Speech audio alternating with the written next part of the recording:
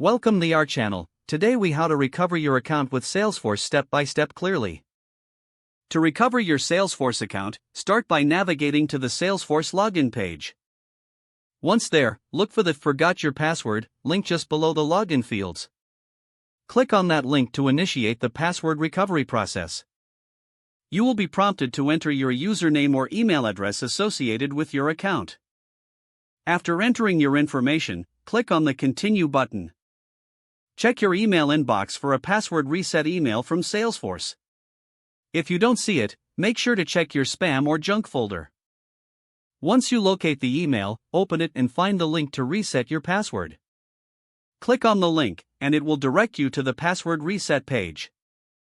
Enter a new password that meets Salesforce's security requirements. Confirm your new password by entering it again in the designated field. After submitting your new password, you will receive a confirmation message. You can now return to the login page. Enter your username and the new password you just created. Click Login to access your Salesforce account. If you still encounter issues, consider reaching out to your system administrator for further assistance. Following these steps should help you successfully recover your Salesforce account. If the page does not load, refresh the browser or try again in a private or incognito window. Make sure you are using the correct email address, then retype it carefully to avoid small typos. If your password is not accepted, use the reset option and create a new strong password you can remember. Check your spam folder for verification or security emails, then complete any requested confirmation steps.